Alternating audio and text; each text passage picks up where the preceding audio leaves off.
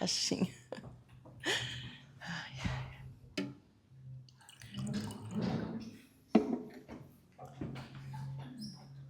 Boa noite. Eu me sinto muito feliz de ter sido convidada para esse mês, né, essa jornada da codificação.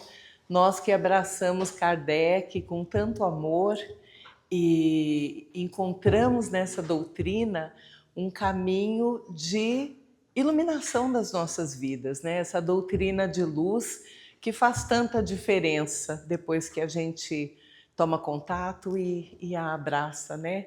E agradeço a acolhida aqui nessa casa que sempre recebe a gente com tanta simpatia, né?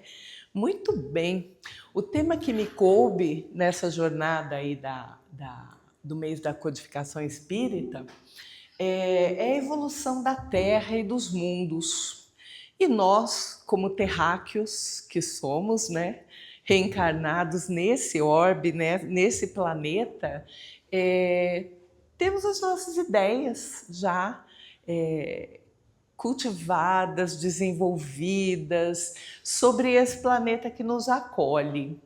Mas eu queria fazer uma provocação para vocês. Vocês assistiram esse filme do Spielberg? Recentemente, né, acho que questão dos 40 dias, né, final de junho, que ele foi lançado. E o Spielberg, ele sempre traz para a gente assim, uma obra cinematográfica que nos provoca, né? E no Brasil esse filme aí ganhou o nome de Dia D, mas o título em inglês é O Dia da Revelação, né? O Disclosure Day. E que se tivesse traduzido ao pé da letra ia fazer muito mais sentido para a gente, né? Mas é interessante a gente pensar na quantidade de filmes, de obras que remetem a essa questão da existência de seres em outros planetas, né? Obras que nos fazem pensar que não estamos sozinhos nesse universo. E aí, a pergunta que fica sempre: há vida em outros planetas?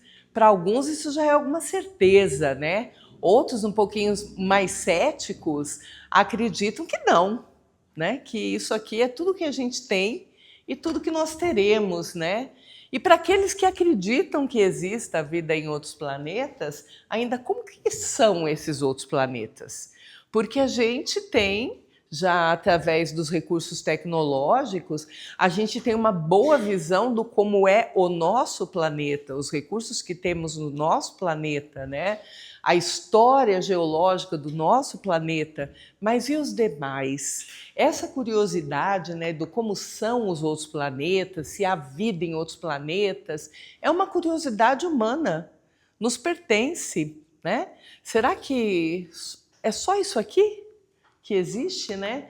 E essa curiosidade humana, ela sempre esteve presente, desde a Grécia Antiga, né, que os gregos já olhavam para o céu, já é o berço da astronomia, né? Mas a gente tem, na medida em que o homem foi desenvolvendo o seu pensamento, os recursos disponíveis, a gente foi tendo condições de olhar mais profundamente, céu adentro, né? Universo adentro.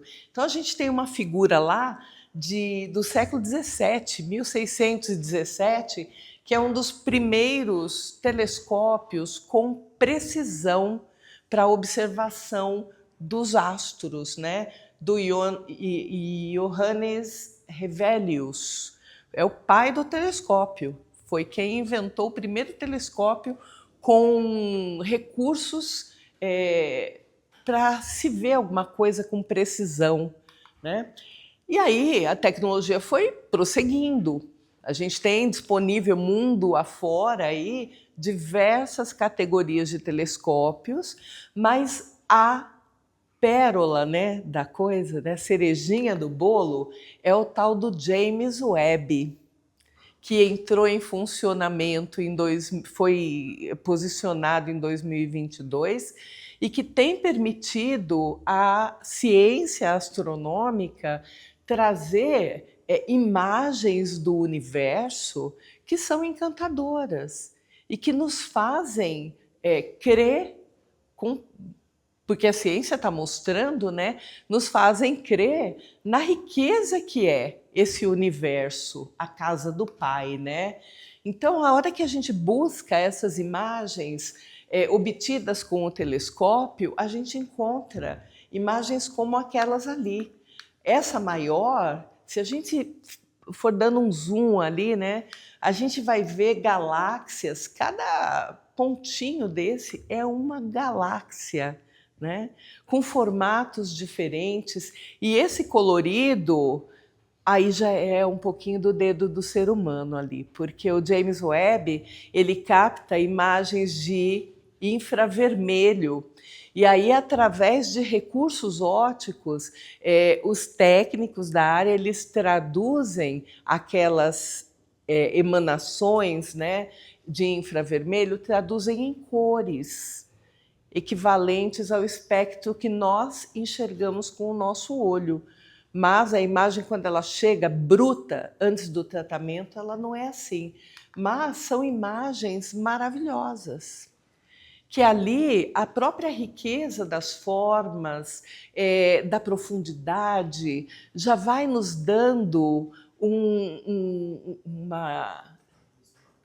uma resolução, né, do como é a criação divina, porque são formas extremamente diversificadas, assim como a criação que nós desfrutamos no nosso planeta, entre os seres vivos, as plantas, os animais, toda a geografia que nós, as paisagens, a gente tem amostras da criatividade de Deus, do Criador, aqui, mas no universo é esse espetáculo que a gente vai desfrutando. Foi até difícil selecionar as figuras para colocar aqui, porque é uma mais linda que a outra, né? Mas essa curiosidade humana, né, de se estamos sozinhos no universo ou se há seres no universo, ela está presente lá no Livro dos Espíritos. Porque Kardec, logo no início do Livro dos Espíritos, quando fala de Deus, da criação e tudo mais, lá na pergunta 55, Kardec questionou: todos os globos que circulam no espaço são habitados? Olha como é uma curiosidade humana. Lá no século XIX, Kardec perguntou: já estavam falando para ele sobre a criação, sobre as características de Deus, os atributos de Deus, por que não perguntar para os espíritos, né, se todos os globos são habitados? Olha que curiosidade, está lá no Livro dos Espíritos, que pergunta 55. E a resposta: sim.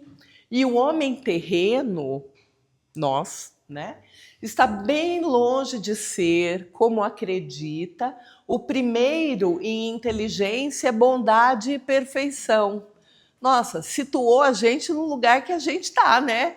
Espíritos de terceira ordem, imperfeitos, que ainda estão ali ralando, aprendendo, né? Vivenciando lições bastante difíceis. Então, olha lá, está longe de ser assim o topo de carreira, né? De inteligência, de bondade. A gente tem estrada a percorrer para nos tornarmos habitantes desse universo em melhores condições. Mas estamos na nossa melhor versão, né? A lei de progresso nos assegura isso, que estamos na nossa melhor versão.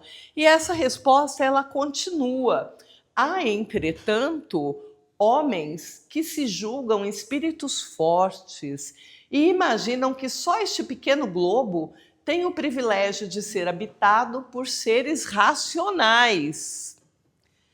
Orgulho e vaidade. Creem que Deus criou o universo somente para eles. Por isso que eu puxei a ponte lá do filme né? Não vou dar spoiler para quem não viu, mas vale a pena, porque é uma lição de empatia esse filme maravilhoso, né? O Dia D. Daqui a pouco vai estar nos streamings, né? Muito bem.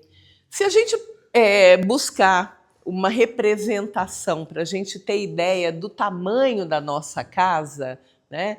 A gente tem ali uma ilustração com uma esfera representando o Sol e guardadas as devidas proporções para os planetas que pertencem ao nosso sistema solar, a Terra é aquele cisquinho que está ali, ó, um tiquinho de nada, comparado aos outros planetas do nosso sistema solar e do nosso próprio Sol.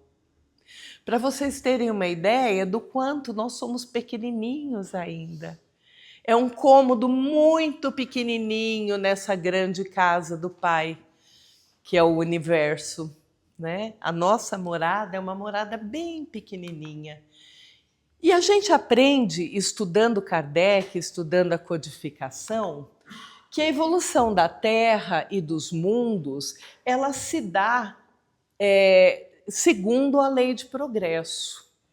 Os mundos, assim como nós, habitantes deste mundo nesse momento, né, fomos criados muito simples, com formas muito simples e colocados em marcha de progresso. É isso que a lei de progresso nos assegura, que existe um início e aquilo tende ao infinito, né? Os planetas, eles nascem, eles se desenvolvem física e moralmente, né? Esse moralmente fica por conta dos habitantes que estão naquele orbe, né? Abrigam espíritos em diferentes graus de adiantamento e vão se transformando com o tempo. O planeta ele vai se transformando com o tempo, né? E vai servindo a muitas das moradas na casa do Pai. E aí vem a ideia da evolução em paralelo. Aquilo que é físico do planeta, no nosso caso, estamos no planeta Terra, e aquilo que é relativo ao desenvolvimento dos habitantes daquele planeta. Nós temos assistido recentemente diversas manifestações do planeta, nos lembrando que ele está vivo, né? Está tendo uma notícia atrás da outra de terremotos. A gente acompanhou Venezuela, né? Lá a Colômbia, a Indonésia, no Japão, num curto espaço de tempo. É o planeta lembrando a gente que ele está vivo e ele está se modificando. Ele está se modificando. Não existe nada definitivo. Então, fisicamente, o planeta se desenvolve. A gente está com alertas aí de que vamos ter um super El Niño, né? Que é aquela corrente de ar quente que vem do Pacífico em direção ao lado oeste do nosso continente e que gera um choque de temperaturas. O planeta está vivo. Nós estamos interferindo nesse planeta na medida em que a gente vai dando umas pisadas na bola, né? Vamos desmatando, vamos usando combustíveis fósseis que vão liberando gás carbônico, e isso daí a gente ligar a televisão que a gente fica sabendo, né? Mas o desenvolvimento do planeta, ele é em paralelo. Porque o planeta está vivo e nós que estamos habitando, nós vamos modificando também. Vamos desenvolvendo tecnologias de prevenção ao meio ambiente, de proteção ao meio ambiente, né? Vamos dando a nossa contribuição para o bem ou para o mal, né? Vamos evoluindo moralmente. E na medida em que a evolução moral dos habitantes do planeta também se eleva, a psicosfera do ambiente também se modifica. Porque nós, habitantes do planeta, nós vamos magnetizando os nossos locais, os nossos lugares, com o nosso pensamento. Que nós aprendemos com Kardec que o pensamento ele impulsiona o fluido cósmico universal e vai criando um magnetismo todo próprio.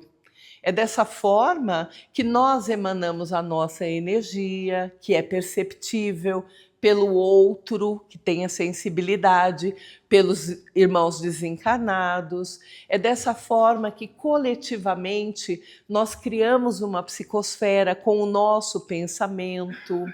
É assim que uma cidade, às vezes, é extremamente acolhedora, porque as pessoas que estão ali no coletivo, elas criam uma psicosfera positiva e determinados locais não são tão agradáveis assim. E aí a gente, quando já está um pouco mais espiritualizado, a gente começa a evitar locais. Então, esse desenvolvimento dos habitantes do planeta é que vai trabalhando em paralelo com esse desenvolvimento físico do planeta. E nós vamos fazendo um trabalho conjunto, né? Porque o planeta está vivo. E nós somos os responsáveis, né? Somos o top de linha assim, na evolução dos seres vivos e, por isso, ganhamos o crachá de coadjuvantes do Criador. A gente é as mãos e os braços do Criador para cuidar dessa casa que nos acolhe. Até aqui tudo bem? Bom, buscando informações sobre a formação dos mundos, eu recorri à Gênese, porque a Gênese não é uma obra muito fácil da gente estudar, porque ela tem um viés assim muito científico em alguns momentos, mas na Gênese a gente aprende sobre essa questão da formação dos mundos. Então, lá na Gênese, Kardec nos coloca assim, que os planetas, né, os mundos, eles são formados através da condensação da matéria cósmica universal. Então, é aquilo que está solto no universo. Lembra daquelas figurinhas que eu mostrei há pouco? Parece umas nuvens, umas nebulosas. Tem matéria solta no universo. E aí, esses corpos celestes, como a Terra e como os outros astros, né, eles surgem a partir da condensação dessa matéria cósmica e que está espalhada pelo espaço e acontece guiado pelas leis divinas.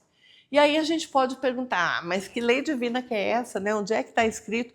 A gente não tem evolução suficiente para saber, mas é da vontade do Criador que cria incessantemente, que é onipresente no universo, né? Realizar a condensação dessas matérias e ir constantemente criando mundos. E aí a gente se remete para aquela figura que está cheia de galáxiazinhas. Nossa, é um infinito de criação, né?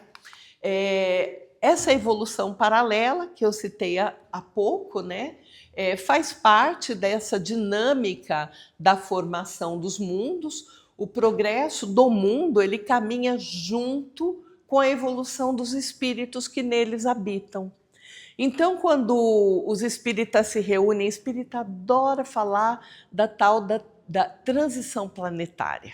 Né? A gente dá umas viajadas de vez em quando nesse assunto da transição planetária e muitos ficam com uma ideia assim equivocada de que isso vai acontecer por acréscimo divino, né? Se eu for bonzinho, uma hora o planeta melhora e eu vou merecer ficar aqui. Não, nós somos os autores dessa transição.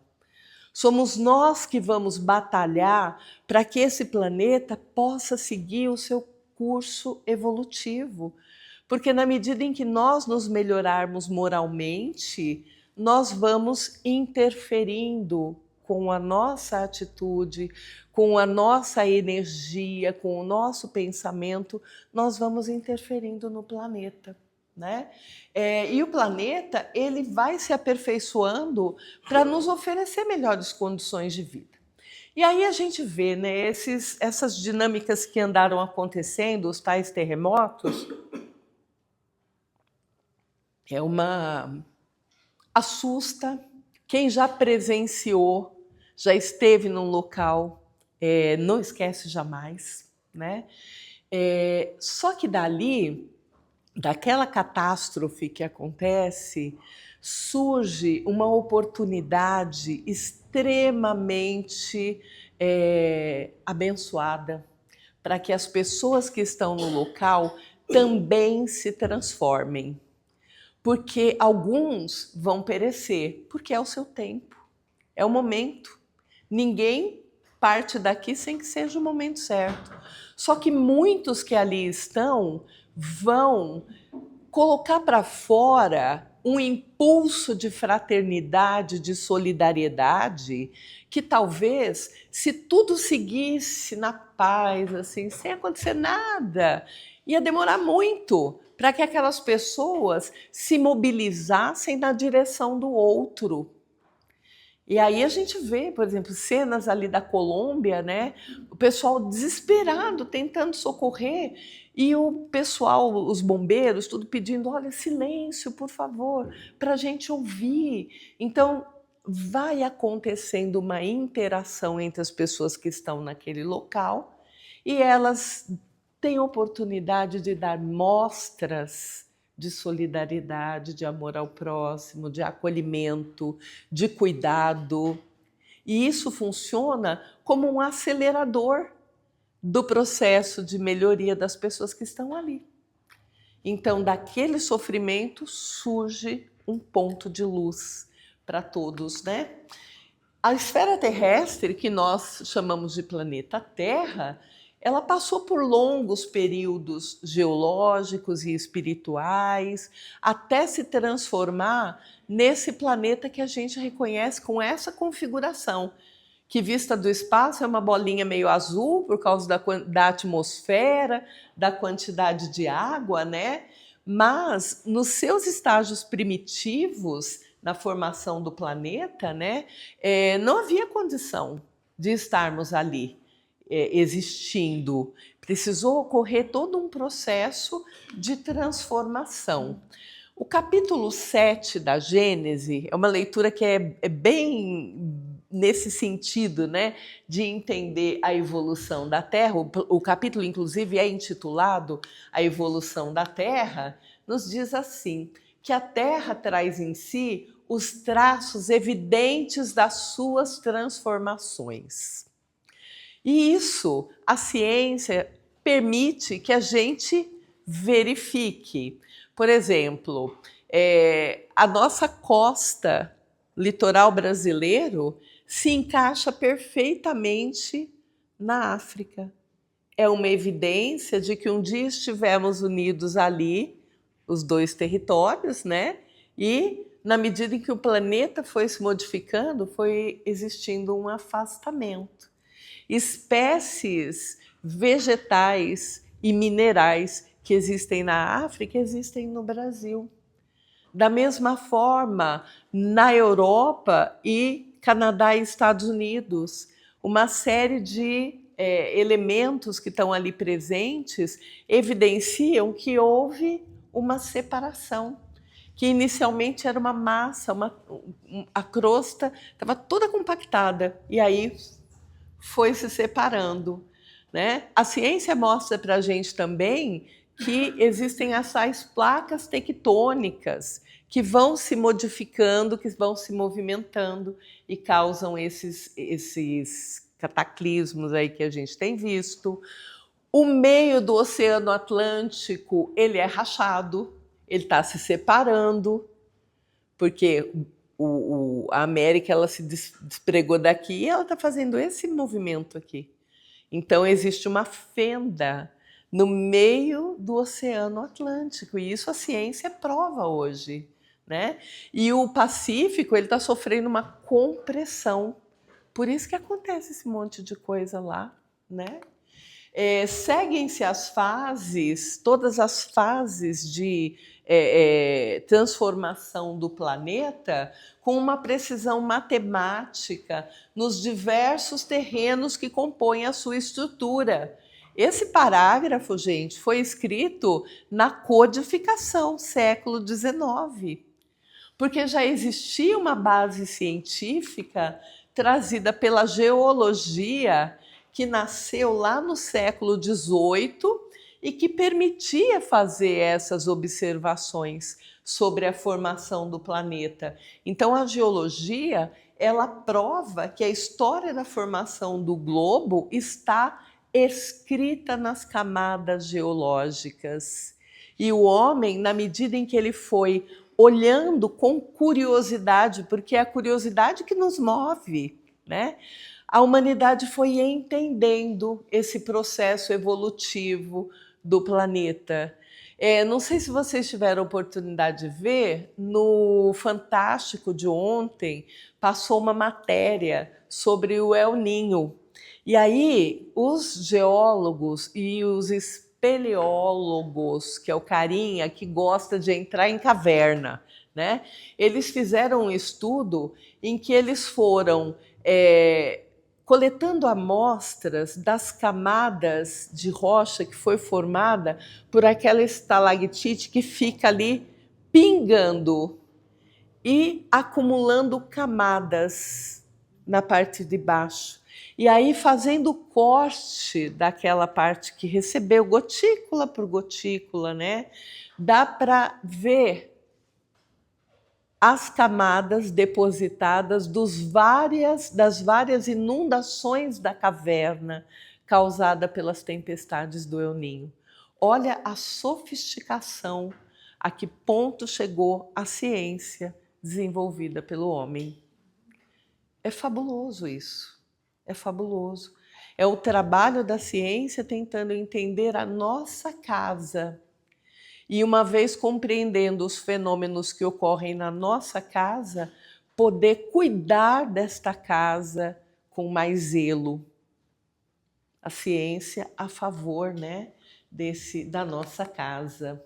E existem inúmeras evidências da evolução do planeta e dos seres vivos. Quando a gente pega alguns diagramas aí mostrando cortes da crosta terrestre, onde você tem serras, que nem a Serra da Mantiqueira aqui, você tem uma região de dobramento, que a gente fala que a crosta foi sendo dobrada, né?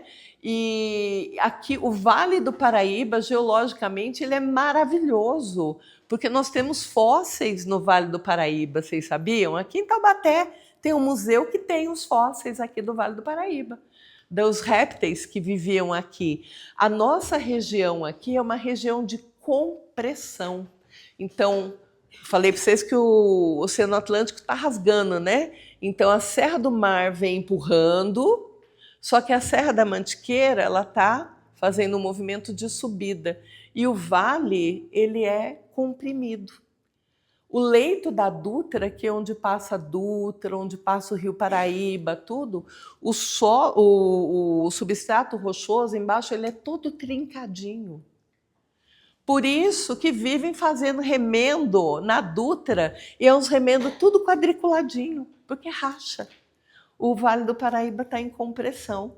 Aí a gente segue para o fundo do vale, que é uma região maravilhosa, e a gente esbarra lá na Serra da Bocaina, que parece assim, sabe quando você pega um tecido e você comprime e ele fica todo assim onduladinho? Serra da Bocaina, maravilhosa, né? Então existem evidências dessa transformação do planeta que nos acolhe, das reservas de água, dos aquíferos, está tudo lá. E hoje a ciência nos permite cuidar de tudo isso, né? Os fósseis contam a história evolutiva dos seres vivos. E existem pessoas que se dedicam a estudar isso daí. Os Indiana Jones da vida aí, né? Os fósseis de seres humanos que permitiram, através do estudo da formação do crânio, entender e obter imagens simuladas do como foi a evolução, até chegar a essas lindezas que somos nós, né? Porque tudo isso é evolução. O próprio organismo foi se aprimorando, foi melhorando, né? Para abrigar um ser um ser espiritual que está em evolução e que foi necessitando de um corpo material mais refinado. menos embrutecido. Percebem que a evolução ela é em paralelo, né? Se a gente pegar uma ilustração como aquela, esse desenho é maravilhoso para a gente ficar olhando para ele assim, desde a formação da Terra há 4,6 bilhões de anos atrás, né? Quantos seres já existiram e foram extintos no nosso planeta? Foram evoluindo e se transformando numa versão mais delicada, mais refinada. Se a gente pegar esse carinha aqui, esse Equipus, ele é o precursor do cavalo. E aquele desenho ali está representando a reconstituição a partir do fóssil daquela época. Então, atrás de tudo isso, a gente enxerga as mãos de Deus, cuidando dessa espiral evolutiva, até que chegássemos nós aqui, olha, no último segundo aqui, né? 300 milhões de anos aqui, chegamos nós, para cuidar ou colocar a perder tudo, né? E aí, como nós estamos refletindo sobre as muitas moradas na casa do Pai, né? Como foi se dando essa evolução? Ora, se existe uma evolução que segue a lei de progresso, que teve uma origem e que vai se melhorando, vamos botar uma régua para medir, uma referência para medir, para representar essas evoluções das casas, das moradas na casa do Pai? E aí a gente recorre ao capítulo 3 do Evangelho, né? Há muitas moradas na casa do Pai. Esse capítulo é maravilhoso, porque ele nos dá uma perspectiva e nos dá uma situação, né? Onde é que nós estamos? A gente até gostaria de estar um pouquinho melhor, né? Mas, por enquanto, é o que temos, né? Por essa escala dos mundos habitados, o ponto de partida é o que Kardec nos coloca no capítulo 3 como os mundos primitivos. São planetas recém-formados, onde os primeiros seres encarnam e o foco é a sobrevivência física e o desenvolvimento rudimentar. É o início da vida ali, ainda, no mundo primitivo, né? E ali impera duas leis morais, daquelas que a gente estuda lá na parte terceira do Livro dos Espíritos, que é a lei de conservação e a lei de destruição. Aquele mundo agreste, primitivo, ele vai se destruindo e vai destruindo tudo que está ali. Mas os primeiros seres habitando os mundos primitivos fazem o contraponto, fazem valer a lei de conservação. E é nessa luta ali, né, para fazer valer a lei de conservação, que aprendemos todos o instinto, a preservação da vida, né? Porque nós temos isso inscrito em nós. Mas foi ali, vivendo num mundo primitivo, que nós aprendemos essas lições da conservação da vida, do instinto, né? De querer se contrapor àquela lei de destruição que é inexorável. E muitas vezes perdendo, mas voltando numa condição um pouquinho melhorada. Nessa escala, né, dos mundos, os seguintes são os mundos de expiações e provas. Que por mais que a gente queira dizer que a gente está melhor, a gente não está. A gente ainda é esse mundo de expiações e provas. Por quê? Porque o mal, ele ainda predomina. E isso é um choque a gente... o mal predomina aí onde você vive. Porque muitas das vezes, em nós, a gente já tem um ponto de luz. E a gente fala assim, não, mas em mim já não predomina tanto, né? E é importante que a gente chegue a essas conclusões, porque o planeta, ele tem a predominância do mal. E a gente, segunda-feira à noite, novela nova começando, né? E a gente escolheu estar aqui, olha que evidência de que a gente já está dando alguns passos na direção da luz, né? Não quero ser prepotente em falar isso, sabe? Nem orgulhosa, mas é verdade. A gente já dedica uma parte das nossas reflexões às questões da alma, do espírito. Então, nós estamos querendo sair desta condição onde o mal predomina, né? Num planeta de expiações e provas, o sofrimento ele serve de aprendizado. Acabei de citar a situação da Colômbia, desses países que estão enfrentando essa situação, né? E esse aprendizado, ele visa nos arrancar dessas duas grandes âncoras que vêm impedindo o nosso avanço, que é o orgulho e o egoísmo. É isso que a gente tem que lutar, porque são âncoras que estão nos impedindo de avançar.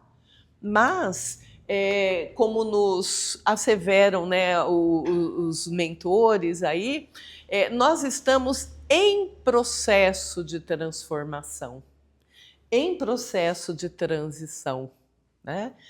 Ainda somos expiação e prova, com toda certeza, mas estamos nessa transição para esse outro estágio, que são os mundos de regeneração.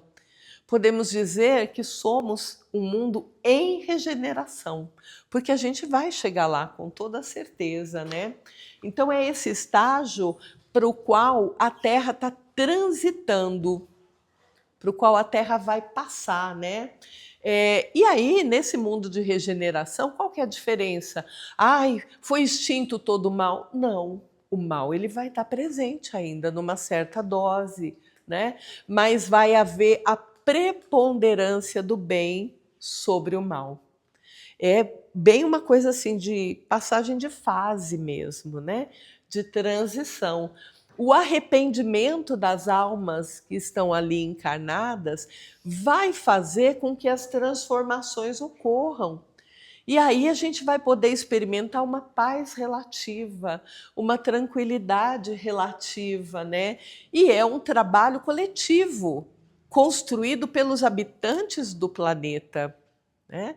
Muito provavelmente a gente vai viver esse processo reencarnatório ainda todo como um planeta de expiações e provas, e talvez, se a gente merecer continuar nesse processo de transição, a gente volte ainda para lá na frente, daqui a um bom tempo, podermos nos classificar como um planeta de regeneração, como habitantes de um planeta de regeneração, né? Nessa escala, nessa régua aí que prossegue, né, até a perfeição, a gente tem na sequência os mundos ditosos ou mundos felizes. Dependendo da versão que a gente pegar do Evangelho, vai estar escrito feliz ou ditoso, né? Então a gente já botou os dois ali. E qual que é a característica? Nesses mundos, as paixões ruins, o nosso lado sombra, já foi iluminado, né? Já foram vencidos, e a alegria, a felicidade, a fraternidade imperam nesse mundo. Sonho de consumo, né, gente? A gente quer chegar lá, mas por enquanto a gente está ali, ó, mundo de expiações e provas, e nos esforçando para seguirmos em frente. E tem um detalhe, é inevitável que a gente siga em frente, por causa da lei de progresso. A gente pode demorar, mas a gente chega, porque ninguém engata marcha ré quando o assunto é evolução, né? A gente pode reduzir a velocidade. E no final, os mundos celestes, né? Mundos celestes ou mundos divinos, que é onde a gente, ao ler esse capítulo, a gente vê que é a morada dos espíritos que já percorreram todo o caminho. Jesus, nosso modelo e guia, com certeza está nessa esfera aí, estendendo a sua energia até nos abraçar, né? Até nós. É a morada dos espíritos puros, já depurados, que já não passam mais por experiências reencarnatórias, não precisam mais. É espírito puro. Então, quando a gente olha para essa régua, né, a gente vê que a gente tem caminho a percorrer. Eu gosto muito de citar filme, porque o filme, por ser uma produção ali que está ilustrando uma ideia, sempre faz a gente pensar, né? E tem um filme que já deve ter, eu calculo que uns 10 anos, que, com o Tom Cruise e a Halle Berry, que se chama A Viagem. Esse filme, para quem acredita, como nós espíritas, nessas muitas moradas na casa do Pai, é um filme que vale a pena buscar em que streaming ele está disponível e assistir. Porque a tônica desse filme é que tudo aquilo que você faz fica escrito no universo e vai ter consequência. E aí o filme, ele vai passando assim, não vou dar muitos detalhes para vocês poderem assistir, mas ele passa em várias encarnações de um mesmo ser, interagindo entre si, só que cada hora habitando numa condição e num planeta diferente. É um primor, mas é um filme assim que você tem que estar ligado, porque ele tem uma sutileza, chama A Viagem, com Tom Cruise, a Halle Berry, o Hugh Grant, alguns atores assim bem... É um filme para pensar. E a hora que você termina de assistir, você fala, nossa, preciso assistir de novo, para pegar os detalhes. Mas é um filme que ilustra essa ideia das muitas moradas na casa do Pai. Fica a dica, fica a recomendação. Mas vamos avançar, que o relógio também está avançando, né? Então, pensando, eu sei que no mês da codificação, a próxima palestra é sobre a transição, mas é impossível a gente falar da evolução da Terra e dos planetas sem dar uma pinceladinha nessa questão da transição, né? Como fica o futuro da Terra? O momento atual que nós vivemos, ele é uma fase que está difícil, né? É uma fase de transição, acontecem coisas numa velocidade muito grande que acabam provocando a nossa reflexão.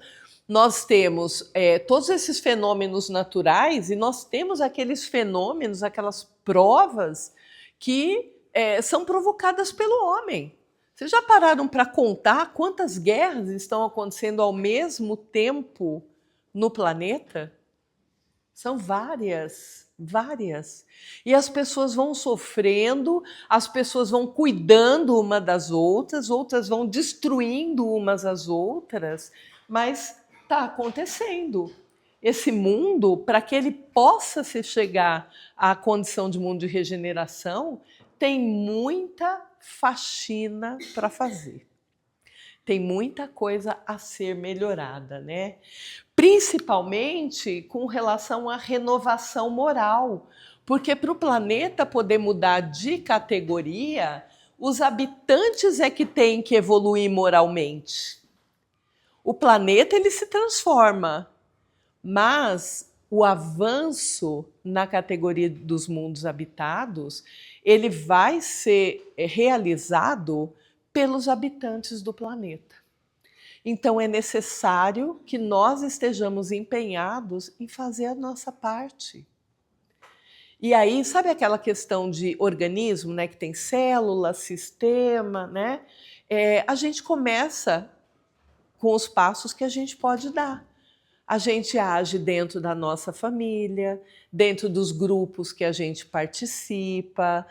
Por exemplo, centro espírita, a gente tem uma convivência, a gente assume trabalhos, a gente tem o nosso trabalho profissional, em que a gente interage com as pessoas.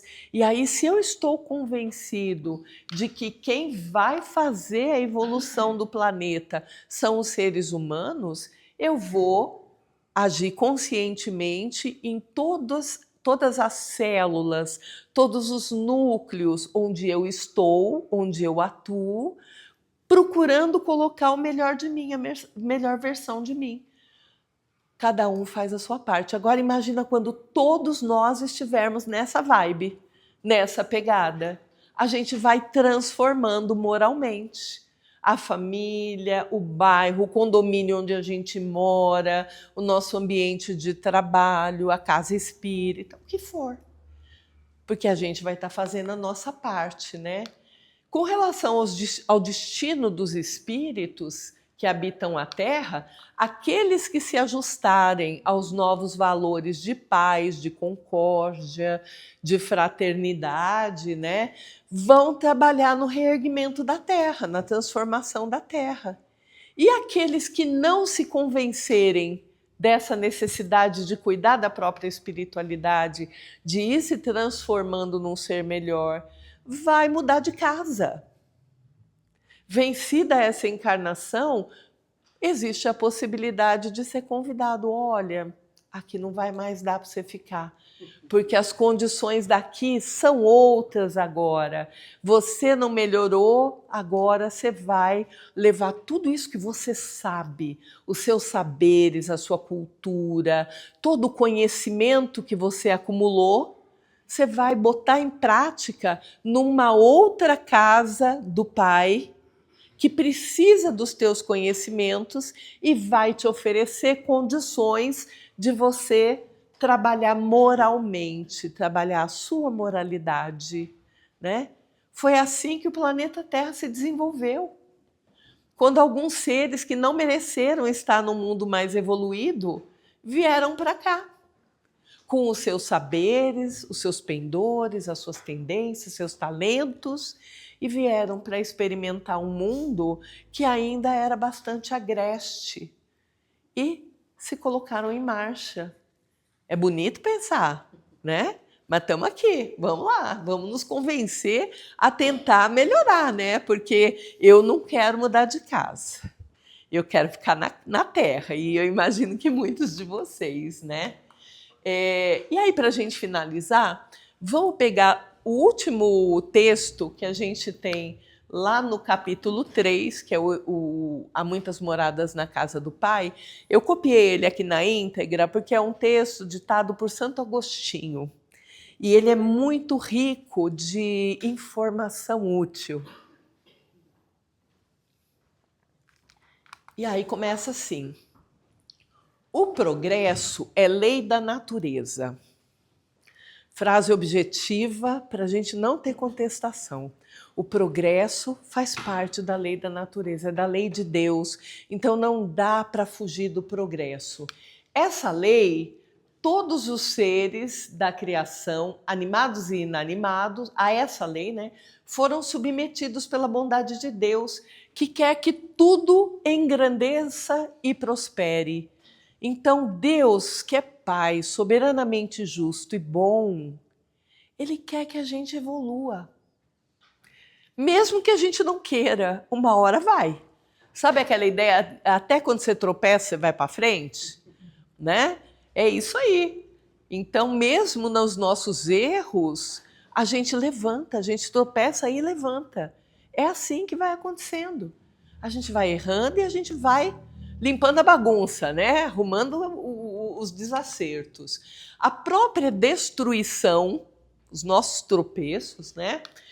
Que aos homens parece o termo final de todas as coisas, é apenas um meio de se chegar pela transformação a um estado mais perfeito, visto que tudo morre para renascer e nada sofre aniquilamento.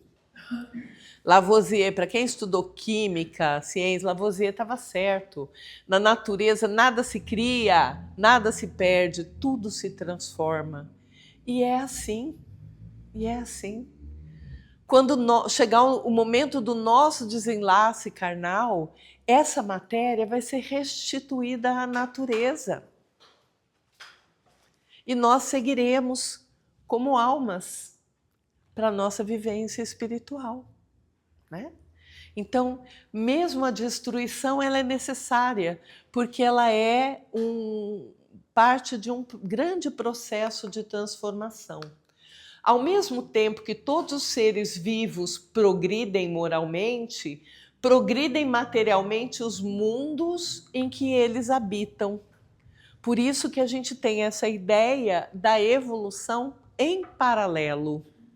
Os seres espirituais, né, que estão ali encarnados, e as transformações físicas do mundo. Continuando, né, quem pudesse acompanhar o mundo em suas diferentes fases, desde o instante em que se aglomeram os primeiros átomos destinados a constituí-lo, vê-lo-ia percorrer uma escala incessantemente progressiva, mas de degraus imperceptíveis para cada geração.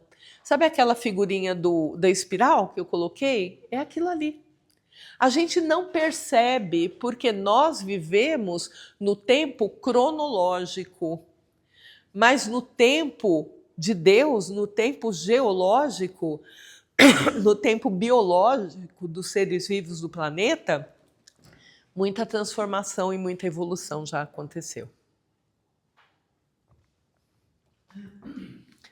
À medida, isso, mas com degraus imperceptíveis para cada geração e a oferecer aos seus habitantes uma morada cada vez mais agradável. Tem gente que duvida, mas o planeta tá bonito. Vocês viram dessa última missão aí que foi orbitar, dar a volta na Lua, né? As fotos do planeta Terra antes e depois. Gente, desculpa, mas tem alguma coisa na minha garganta.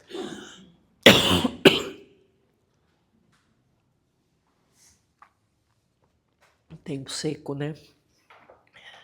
As transformações da atmosfera.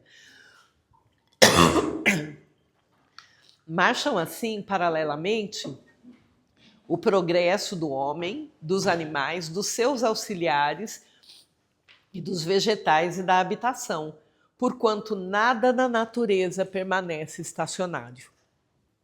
Então nós que somos os seres pensantes, né?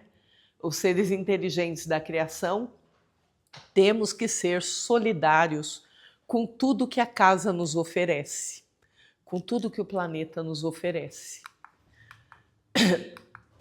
Segundo aquela lei, a lei de progresso, este mundo esteve material e moralmente num estado inferior ao que hoje se acha e se alçará sob esse duplo aspecto a um grau mais elevado. É da lei de progresso. Santo Agostinho, nesse texto, ele está dizendo, olha, dessa lei vocês não vão fugir, nem o planeta Terra e nem os seus habitantes, né? Ele, o planeta, né, ha chegado a um dos seus períodos de transformação, em que de orbe expiatório mudar-se-á em planeta de regeneração, onde os homens serão ditosos porque imperará a lei de Deus. Então é consolador ler esse texto de Santo Agostinho, porque por pior que pareçam os dias, por mais que pareça que o planeta vai se destruir, não vai. O planeta está se transformando na medida em que nós também estamos nos transformando.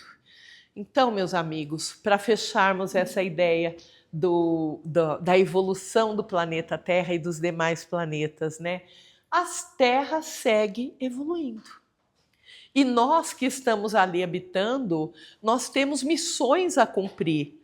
Nós temos que batalhar pela construção da paz, da pacificação nos relacionamentos, no âmbito que nos cabe de ação, né?